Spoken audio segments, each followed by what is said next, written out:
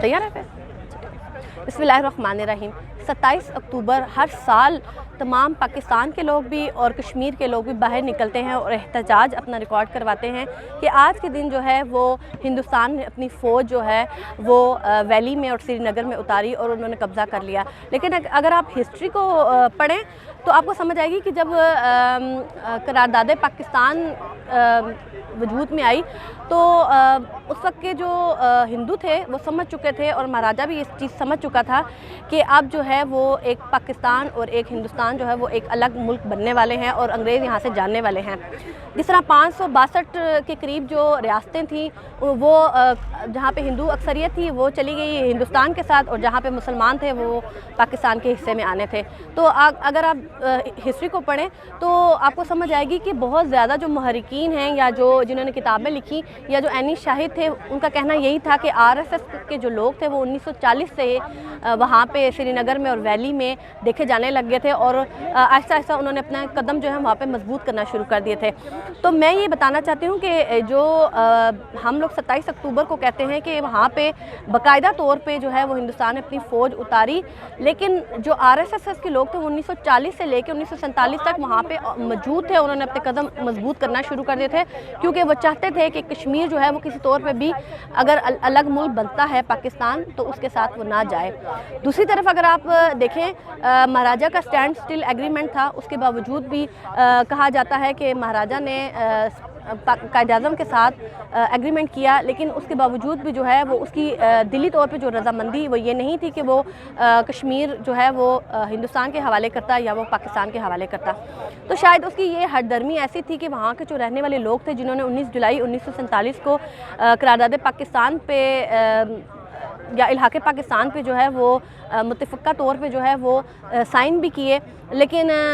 महाराजा को ये बात समझ आ चुकी थी कि कश्मीरी जो हैं वो हिंदुस्तान के साथ जाना नहीं चाहते और वो खुद मुख्तार रियासत भी नहीं चाहते क्योंकि वो शख्सी जो महाराजा की अपनी वहाँ पे गवर्नमेंट थी उसका वो ख़ात्मा चाहते थे। महाराजा की और डोगर राजा की जो फ़ौज थी उस वक्त की उनसे वो निजात चाहते थे क्योंकि 1846 से लेके 1947 तक वहाँ पे बहुत जुल्म किए गए थे। महाराजा का कोई अपना जो कैरेक्टर है या उसकी अपनी जो शख्सियत है वो ऐसी नहीं थी कि उसने कश्मीरियों को बहुत कोई अच्छा रखा हुआ था। जो लोग ये कहते हैं कि स्टेट सब्जेक्ट लगने की वजह से कश्मीरियों को एक अलग शनाख्त दी गई, तो मेरा ख्याल से उनको ये अपनी सोच जो है वो क्लियर करनी चाहिए कि महाराजा जो है वो मरूसी रियासत बनाना चाहता था। अगर जैसे वो खुद मुख्तार रियासत चाहता था तो वो कश्मीरियों को अपनी राया समझता था। अगर वो कश्मीरियों को हकूक़ दे रहा होता या उसने रियासत को बहुत अच्छा मुनज़्ज़म रखा होता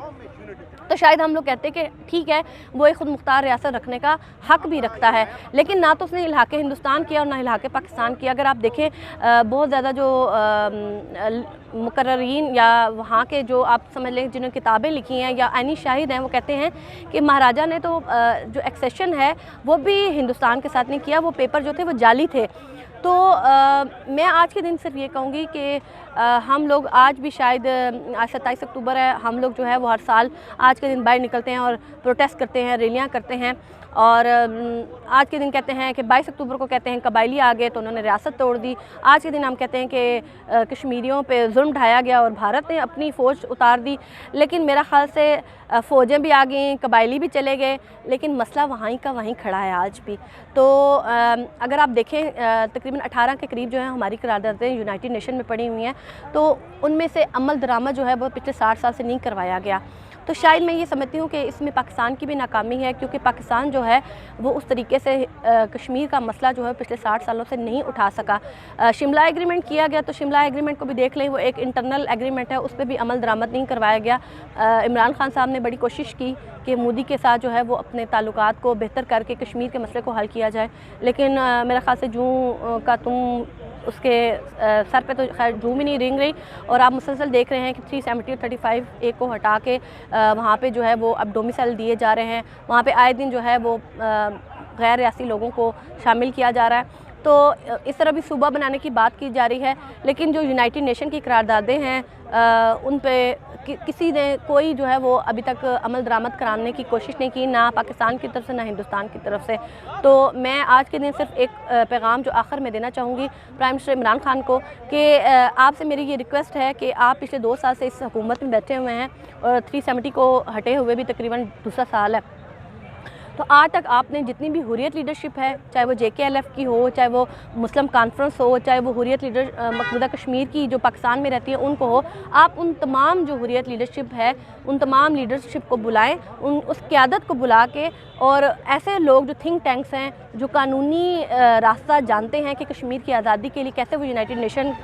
میں جا سکتے ہیں یا کیسے لوگوں کو موبلائز کر سکتے ہیں، تو آپ ایسے لوگوں کو جمع کریں، ایک ایسی ٹیم بنائیں جو کشمیر کا مسئلہ ایک مرتبہ پھر پوری دنیا میں اجاگر کرے، اور خاص طور پہ یونائٹڈ نیشن کی جو سیکورٹی کونسل میں ہماری قراردادیں ہیں ان میں عمل درآمد کروانے کے لیے کام کر سکیں۔ شکریہ۔